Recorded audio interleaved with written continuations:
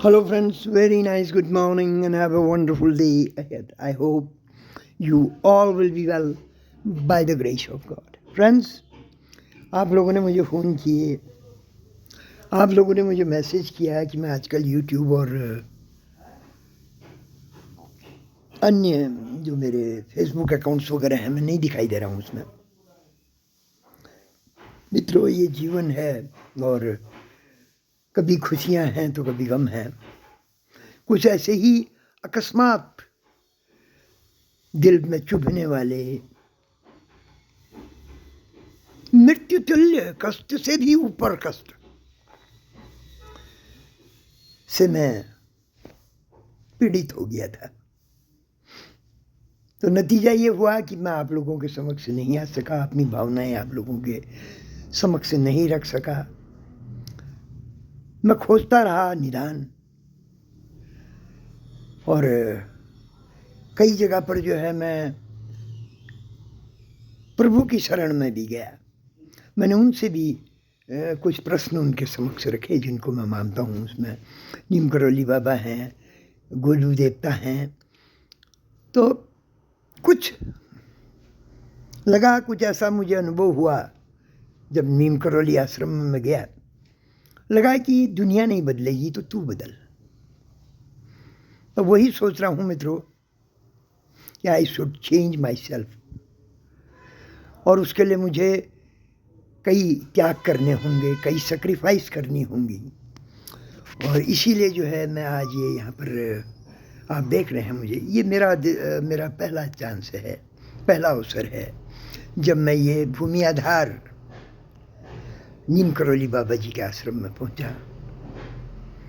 यहाँ पर आया, प्रार्थना की, और अपने जो कष्ट जिनको मैं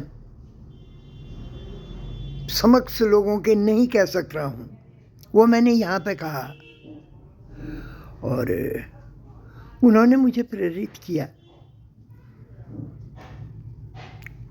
और प्रेरित करने के बाद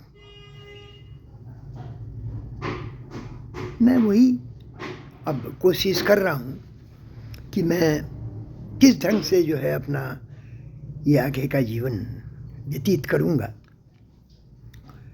क्योंकि कई मृत्युतुल्य कष्टों को मैंने जीता है। कुछ लोगों को पता होगा, कुछ को नहीं होगा, लेकिन ये वाला कष्ट जो था ये असहनीय था।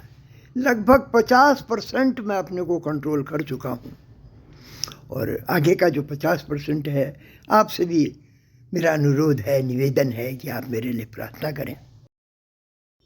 मैंने हमेशा दूसरों के हितों में काम किया, अपने हित को मैंने कभी नहीं सोचा। और ये जो अनुभव हुआ मुझे कि जिनके लिए मैंने अपना जीवन सेक्रीफाइस किया, अपनी इच्छाओं का दमन किया, वही लोगों ने जो है मेरी आत्मा को, मेरे दिल को, मेरी भावनाओं को छलनी कर दिया।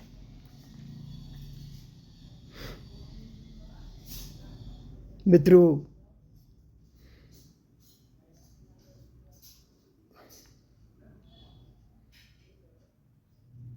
कुछ कहने की स्थिति में नहीं हूं मैं। और यहाँ पर जो ये भूमि आधार में भी जो मैं आया हूँ ये मंदिर में, ये कोई मेरा प्लान नहीं था यहाँ पे आने का। ये पता नहीं अपने आप ही कहना चाहिए कि ये प्रभु की शक्ति रही। मैं नीम करौली बाबा जी को गुरु भी मानता हूँ। वो अपने आप ही उन्होंने मुझे यहाँ बुलाया। शायद उन्हें मेरी पुकार सुन ली थी, जो मैं अंतर मन से उनको पुकार रहा था कि प्रभु मुझे अपनी शरण में ले लो। और यही नतीजा हुआ कि मैं यहाँ पहुँच गया। अब देखिए मित्रों, मैं यहाँ पहुँचा कैसे। मैं जा रहा था नैनीताल की ओर, तो यहाँ पर जो है बहुत भयानक जाम लगा हुआ था और पुलिस डिपार्टमेंट ने जो है यहाँ पर रोक रखा था। और मैंने एक पुलिस वालों से कहा कि भाई मुझे नैनीताल जाना है, क्योंकि मैं लोकल निवासी भी हूँ यहाँ का भी। तो पुलिस वालों ने कहा नहीं साहब आप उस रास्ते जाइए।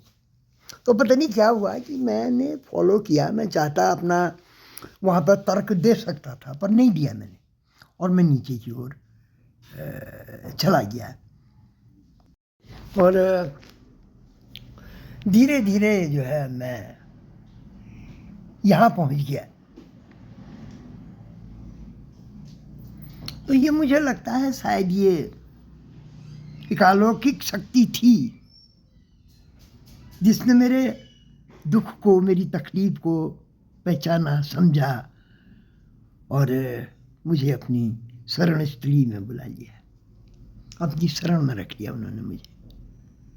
और मित्रों, बहुत सा जीवन का सत्य मैं यहाँ पर समझा। तो जय गुरुदेव मेरे सभी साथियों को, मेरे सभी मित्रों को जो मेरी तरह से पीड़ित हैं, उन लोगों को भी जो है रास्ता दिखाना। जय गुरुदेव।